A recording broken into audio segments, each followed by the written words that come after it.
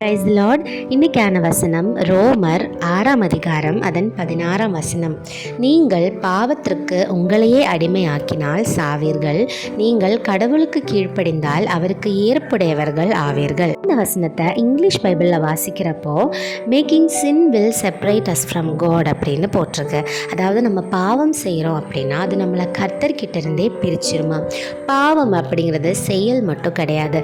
நம்ம பேசுகிற வார்த்தை இல்லை நம்ம பார்க்குற சின்ன ஒரு பார்வை கூட சில டைம் அது பாவமாக போய் முடியலாம். அதனால் தேவனுடைய பிள்ளைகள் இதுவரைக்கும் நம்ம தெரிஞ்சோ தெரியாமலோ பாவங்கள் செய்திருப்போம். ஆனால் இனிமேல் நம்ம ஏதாவது ஒரு விஷயம் பண்ணுறப்போ அது பாவமா இல்லையா, இது கர்த்தர்கிட்டேருந்து நம்மளை பிரிச்சிருமா அப்படிங்கிறத நம்ம ஒரு தடவைக்கு 100 தடவை யோசிக்கணும்.